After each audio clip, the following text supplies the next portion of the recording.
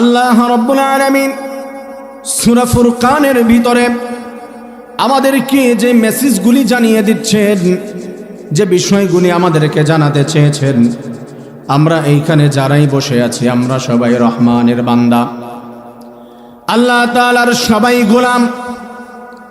আল্লাহ ব্যতীত অন্য কারো গোলামি আমরা করতে চাই না, একমাত্র আল্লাহ রাব্বুল আলামিনের সামনেই মাথা নত করতে চাই।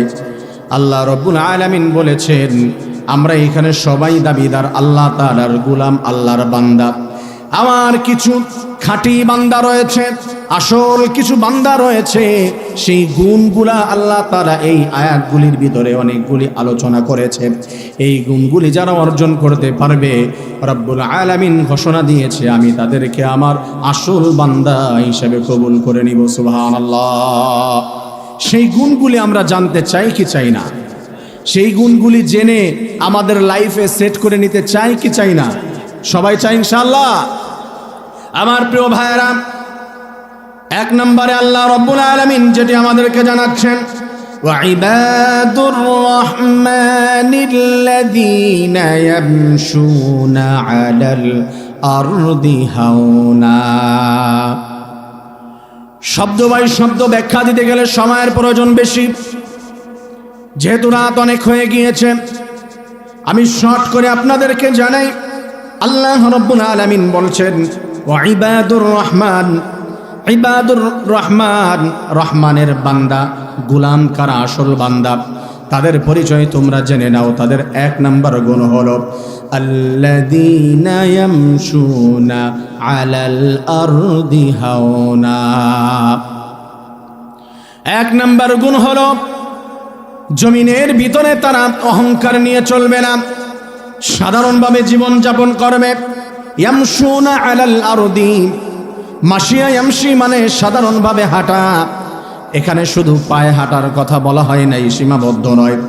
হাঁটা বলতে ইয়ামশুনা আলাল আরদি টোটাল জমিনের ভিতরে যত কার্যক্রম রয়েছে, যেখানে যেখানে আপনার বিচরণ রয়েছে, হতে পারে আপনার বিচরণ রয়েছে পার্লামেন্টে, হতে পারে আপনার বিচরণ রয়েছে ইউনিয়নের মধ্যে সীমাবদ্ধ, হতে পারে আপনার বিচরণ একটা ওয়ার্ডের ভিতরে, হতে পারে আপনার বিচরণ মসজিদের ভিতরে, হতে পারে মাদ্রাসার ভিতরে, গার্মেন্টসের ভিতরে, হতে পারে আপনার ফ্যাক্টরির ভিতরে, হতে পারে বিভিন্ন জায়গায়, হতে পারে আপনার পরিবারের ভিতরে আপনার বিচরণ হতে পারে।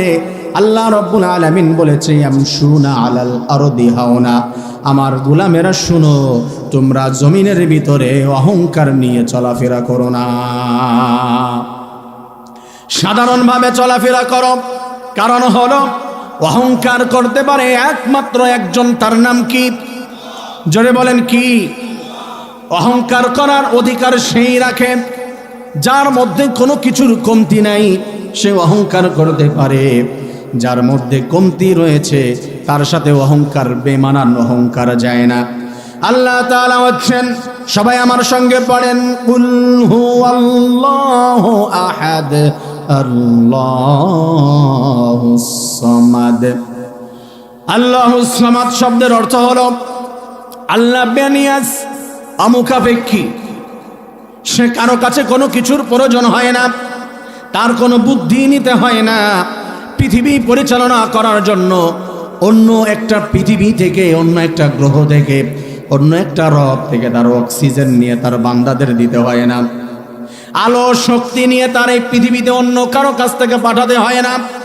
নদীর ভিতরে পানি দিবে, আসমান থেকে বৃষ্টি বর্ষণ করবে, কারো কাছ থেকে ধার নিতে হয় না যে আমি বর্ষাকালে বৃষ্টি দিব। আমার বান্দারা বৃষ্টির জন্য কান্নাকাটি করছে, আমার তো বৃষ্টি নাই, পানি নাই, আমাকে একটু পানি দাও, আমার বান্দাদের মধ্যে দিতে চাই।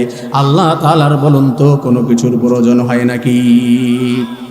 রাসূলের সামনে দরুদ পাঠ করলে কি রাসূল খুশি হবে না বেজার হবে? আল্লাহ